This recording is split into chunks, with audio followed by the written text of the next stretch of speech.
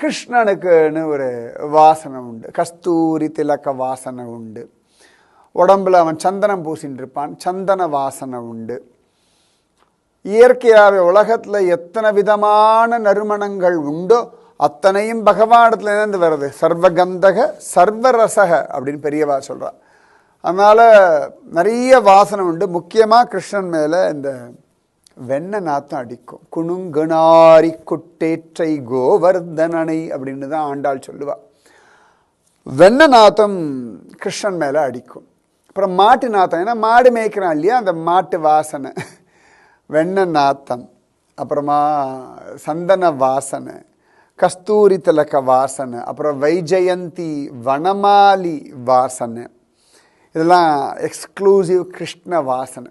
நம்ம சொல்லுவோம் இல்லையா, அந்த திருப்பதியில் போய் லைனில் நின்னாலே அப்பா என்ன மனம் வீசுறது அப்படின்னுவோம். ஸ்ரீரங்கம் கோவில் போனால் ஒரு விதமான வாசனை உண்டு. பண்டரிபுரம் போனோம்னா அங்கே விதமான ஒரு வாசனை உண்டு. ரொம்ப அழகாக ஒவ்வொரு இடத்துக்கும் ஒரு வாசனை உண்டு. நீங்கள் பிருந்தாவனத்தில் நிறைய கிருஷ்ணனுடைய சன்னதிக்கு போனால் அந்த அத்தர், அது அழகான அந்த ரோஜாவினுடைய அத்தர், அந்த ஸ்மெல்லாம் ரொம்ப நல்லா வரும். இவருக்கு நல்லா கிருஷ்ண வாசனை, கூடவே இன்னும் ஒரு நல்ல ஒரு சுகந்த வாசனை, நல்லா மல்லிகை, ஜாதி, மாலத்தி புஷ்பங்களுடைய வாசனை எல்லாம் வர்றது. இந்த வாசனை எல்லாம் வர்றது இவருக்கு தெரிஞ்சுடுத்து, ராதையும் கண்ணனும் எங்கேயோ என் பக்கத்தில் நின்றுருக்கார்கள்னு தெரிஞ்சுடுத்து. சமயத்தில் தான் வாசனை வருதா பாருங்க. தெய்வீக மனம் அப்படின்றோம் இல்லையா, நிச்சயமாகவே நன்னா பக்தி பண்ணி பண்ணி பண்ணி பண்ணி பண்ணி பண்ணி என்ன ஆகும்னா தானாக தெரிய ஆரம்பிக்கும்.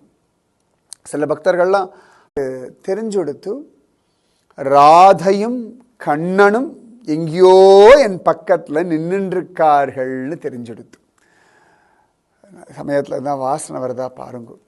தெய்வீக மனம் அப்படின்றோம் இல்லையா, நிச்சயமாகவே நன்னா பக்தி பண்ணி பண்ணி பண்ணி பண்ணி பண்ணி பண்ணி என்ன ஆகும்னா தானாக தெரிய ஆரம்பிக்கும். சில பக்தர்கள்லாம் அவள் ஏதோ ஒரு ஊரில் இருப்பாள், அவளுக்கு பிடிச்ச சுவாமி வேறு ஊரில் இருக்கும். ஆனால் அதையே நினச்சி நினச்சி நினச்சி இந்த சுவாமியினுடைய ஆசீர்வாதம், அந்த சுவாமியினுடைய வாசனை, இல்லாட்டி அவருடைய பிரசாதம் ஏதானும் இவர்களை தேடிண்டு வரும். நம்ம எல்லாருக்குமே இந்த திருப்பதி பெருமாளுடைய லட்டு பிரசாதம் யாராவது கொண்டு தந்தாலும் மேனிசில் இருக்கும். ஓ, நினச்சிட்டே இருந்த திருப்பதி போகணும்னு ரொம்ப நாளாக இன்றைக்கி தான் கிடச்சது, பகவான் கொடுத்துட்டான்றோம் இல்லையா, சுவாமிக்கு தெரியும்.